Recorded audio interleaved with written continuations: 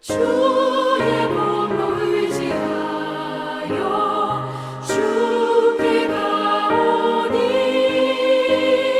상한 마음을 고치시고 구원하소서.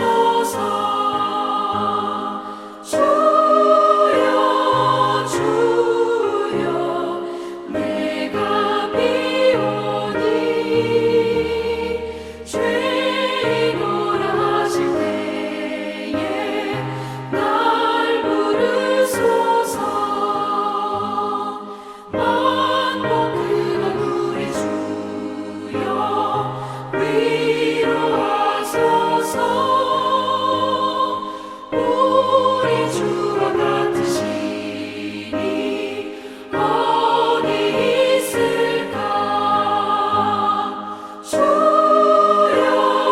주여 내가 비오니 죄인으로 하실 때에 날 부르소서.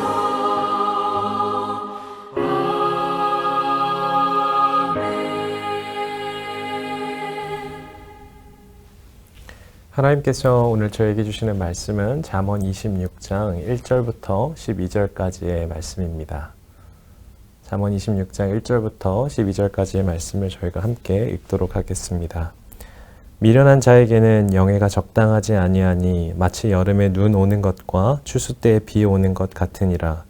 까닭 없는 저주는 참새가 떠도는 것과 제비가 날아가는 것 같이 이루어지지 아니하느니라. 말에게는 채찍이요 나귀에게는 재갈이요 미련한 자의 등에는 막대기니라. 미련한 자의 어리석은 것을 따라 대답하지 말라.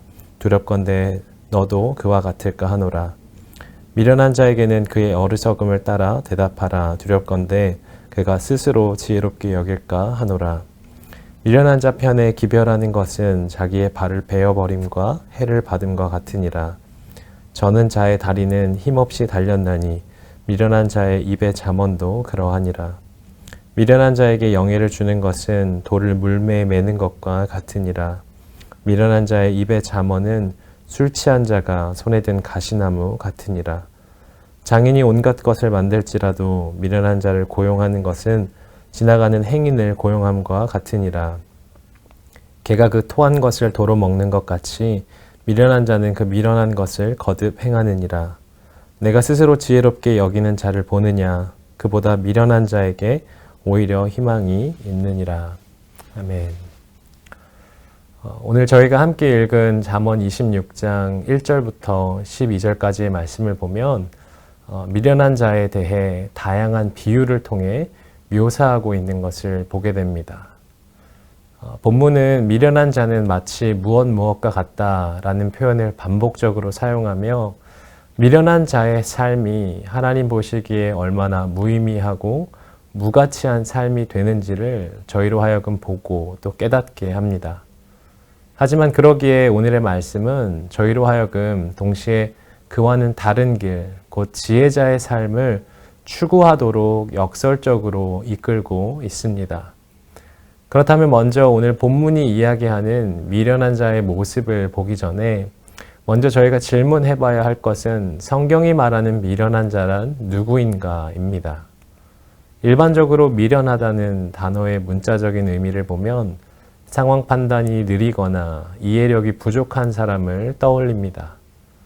혹은 세상의 관점에서 미련함이란 외적인 지능이나 아니면 배움의 길이가 짧은 것일 수도 있습니다.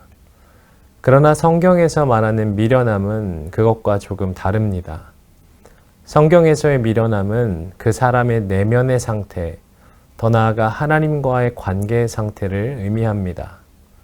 잠언 1장 7절에서 그 의미를 분명히 제시하고 있듯 미련한 자는 여호와의 지혜와 훈계를 멸시하는 자, 쉽게 말해 하나님을 경외하지 않으며 하나님을 사랑하지 않는 사람의 마음 상태를 말합니다.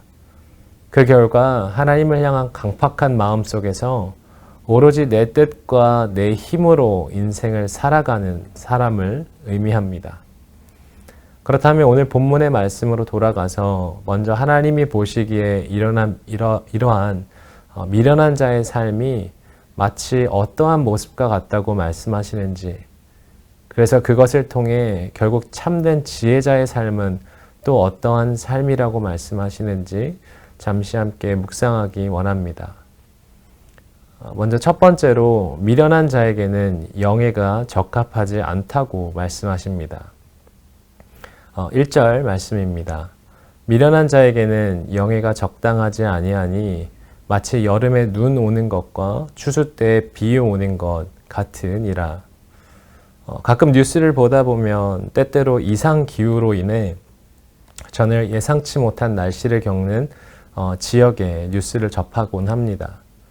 예를 들어 미국의 선벨트에 위치하고 있는 텍사스에 폭설이 내린다거나 사우디아라비아 사막에 눈이 쌓이는 일, 또 시베리아에 폭염이 발생하는 일들을 보기도 합니다.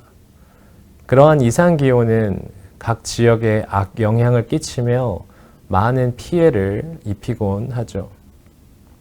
마찬가지로 1절의 말씀은 미련한 자, 곧 다시 말해 하나님을 경외하지 않는 사람이 높은 자리에 오르는 것 또한 마치 여름에 눈이 오고 추수 때 비가 오는 것처럼 어울리지 않을 뿐만 아니라 위협적인 것이라고 말씀합니다. 말씀의 배경이 되는 팔레스타인 지역에도 그 지역의 특성이 있습니다.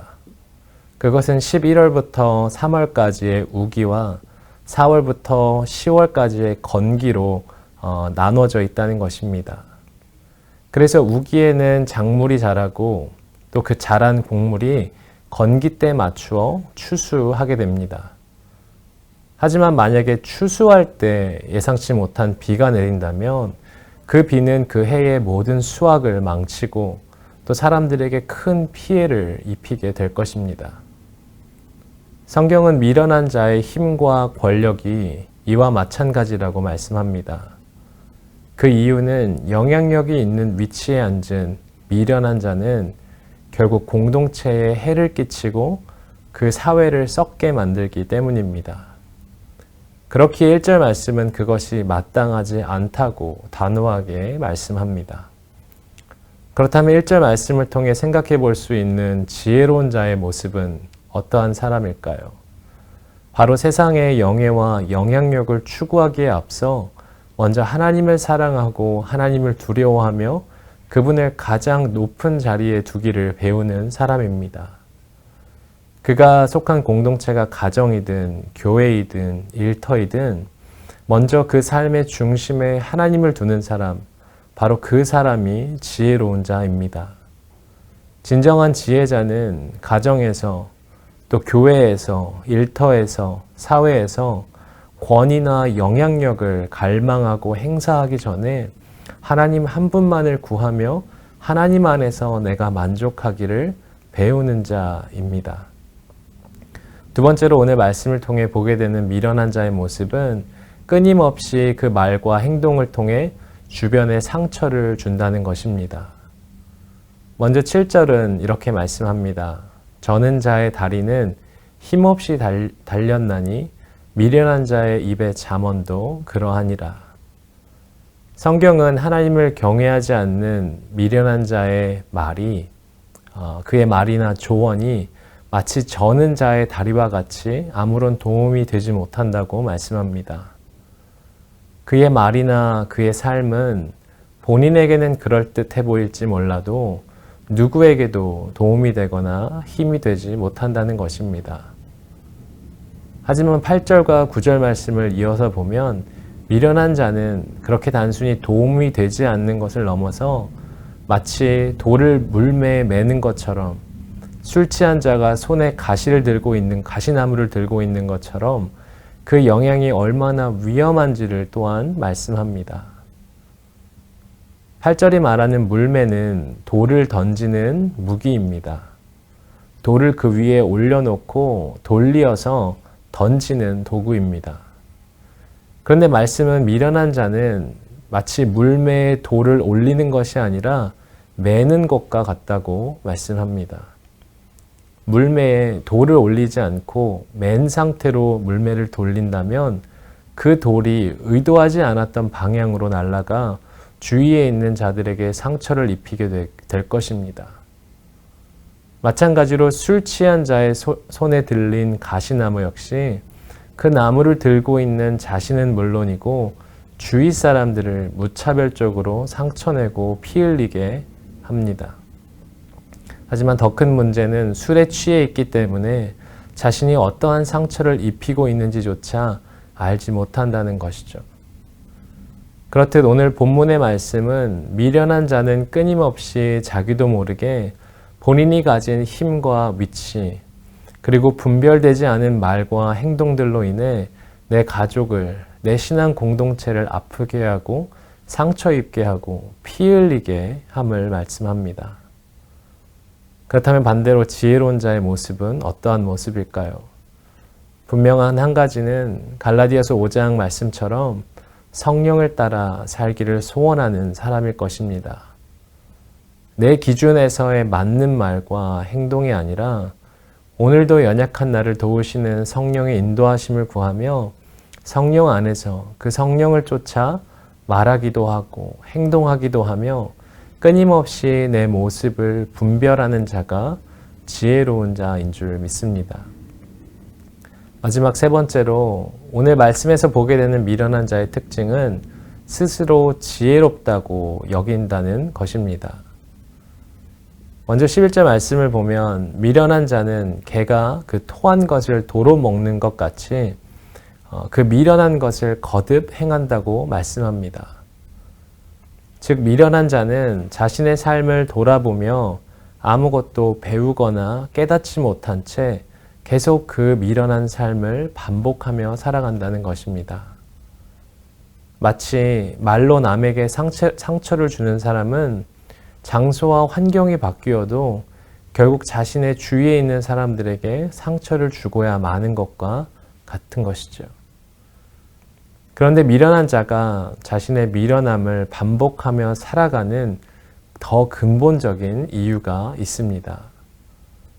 그 이유를 12절은 미련한 자는 스스로를 지혜롭게 보기 때문이라고 말씀합니다. 오늘 본문은 스스로를 지혜롭게 여기는 사람을 미련함의 최상급이라고 말합니다. 오늘 12절 말씀은 앞서 보았던 미련한 자에게도 희망은 있다고 말씀합니다.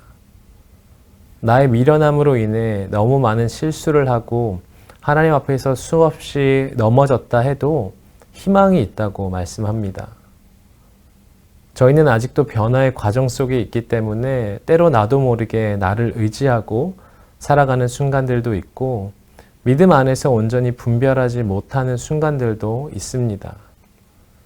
하지만 그럼에도 희망이 있는 이유는 우리 하나님은 마음을 돌이켜 회개함으로 겸손히 하나님 앞에 나아갈 때 용서하시고 회복의 은혜를 베푸시는 하나님이시기 때문입니다. 하지만 자신이 지혜롭다고 여기는 자가 희망이 없는 이유는 그 미련한 자는 나의 악함을 모르기 때문입니다. 나의 악함을 모르기 때문에 은혜를 구하지 않고 그 은혜를 구하지 않기 때문에 그 은혜를 베푸시는 하나님 앞에 나아가지 않기 때문입니다. 결국 스스로를 지혜롭다고 여기는 자, 자기 확신과 교만 속에 살아가는 자는 하나님의 도우심과 회복의 능력이 그 삶에 스며들어갈 여지조차 없애버립니다. 사랑하는 큰빛교회 모든 성도 여러분, 저희는 모두 내 힘과 내 능력을 의지하며 살고자 하는 옛 과거의 습관 속에서 이제 하나님을 의지하며 살기로 매일 다짐하며 결단합니다. 하지만 그 과정 속에서 앞서 보았던 것처럼 인간이기에 때로 미련한 자의 모습으로 사는 순간들도 있습니다. 그래서 때로는 사회와 공동체 가운데 피해를 입히기도 하고 내 가족과 이웃들에게 아픔을 줄 때도 있습니다. 하지만 중요한 것은 그런 순간에 겸손히 하나님 앞에 나아오는가입니다. 결국 12절을 통해 깨닫게 되는 지혜로운 자는 내가 하나님의 은혜 없이는 안 되는 자임을 인정하고 하나님 앞에 겸손히 나아오는 자입니다. 그럴 때 하나님은 그러한 자를 공동체를 상하게 하였던 자에서 이제 공동체를 세우는 자로, 가족에게 상처만 주었던 자에서 이제 가정을 치유하는 자로 바꾸어 가실 것입니다. 오늘 하루를 살아가며 저희는 오늘 12절에서 가장 경계하는 그 미련함, 바로 나 스스로를 지혜롭다 여기는 미련함, 하나님 없이도 내 삶이 나름 괜찮을 수 있다고 믿는 그 미련함을 가장 경계하고 또 그 미련함에서 벗어날 수 있는 은혜를 구해야 하는 줄 믿습니다. 그렇게 저와 모든 큰빛교회 성도님들이 미련한 자의 모습을 벗어나 참 지혜자의 모습으로 나아가기를 소망합니다. 오늘도 이 하루를 통하여 미련한 나를 지혜롭게 만들어 가실 하나님을 바라보고 의지하며 겸손히 하나님 앞에 나아가 하나님이 오늘도 나를 회복해 가심을 경험하시는 오늘 하루가 되시기를 기도합니다.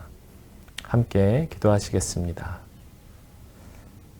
하나님, 오늘도 미련한 우리를 깨우치고 깨닫게 하시고 진리 가운데 나오게 하셔서 하나님을 참 경외하고 사랑하는 자로, 그렇게 지혜로운 자로 살아갈 수 있도록 불러주심을 감사합니다. 하나님, 아직도 연약한 육신을 입고 살아가기에 때로 말씀 안에서 분별하지 못하고 성령을 따라 살지 못할 때가 있지만 주님, 오늘도 우리의 연약함을 주님 앞에 내어놓고 겸손히 나아옵니다. 하나님, 우리의 삶을 인도하여 주시고 참 하나님을 경외하고 하나님을 붙들고 의지하는 지혜로운 자의 모습으로 오늘 하루를 살아가게 하셔서 미련한 자의 삶의 열매가 아니라 하나님을 경외하는 지혜로운 자의 삶의 열매가 저희의 삶 가운데 계속해서 맺혀갈 수 있도록 인도하여 주시옵소서. 오늘도 그렇게 인도하실 주님을 바라보며 예수님의 이름으로 기도했습니다. 아멘. 오늘도 저에게 주신 공동 기도 제목을 놓고 기도하기 원합니다. 먼저 말씀을 기억하며 오늘 나에게 허락하신 삶을 통해 공동체와 가정을 아프게 하는 미련한 자의 모습이 아니라 하나님을 의지하고 주의 도우심을 갈망함을 통해 하나님의 회복을 경험하는 지혜자의 하루가 되게 하소서 기도하기 원합니다. 그래서 이제는 하나님의 능력으로 가정과 공동체를 온전히 세우고 사회를 회복해가는 우리 삶이 될 수 있도록 기도하길 원합니다. 두 번째로 캄보디아에서 사역하시는 이성민, 김창숙 파송선교사님을 위해 기도할 때 체력과 영성을 허락하셔서 현지인들과 잘 연합하여 하나님께 영광을 돌리게 하시고 푸놈펜 글로링크 국제학교와 좀끼리 소망의 빛 학교 학생들을 섬기는 교사들과 목회자들에게 지혜와 영성을 허락해 주소서. 김창숙 선교사님의 무릎이 잘 치료되고 회복하게 하소서 함께 기도해 주시기를 부탁드립니다. 마지막으로 한국과 캐나다 교회들의 회복과 또 다음 세대의 부흥을 위해 이 시간 기도하기 원합니다. 모든 교회들이 부름받은 지역과 사회 속에서 말씀과 성령의 능력으로 복음의 진리를 겸손히 살아내는 교회 되게 하시고 복음을 붙들고 살아가는 믿음의 다음 세대들이 계속해서 세워질 수 있도록 교회와 또 다음 세대를 위해 함께 기도하기 원합니다. 함께 기도하시겠습니다.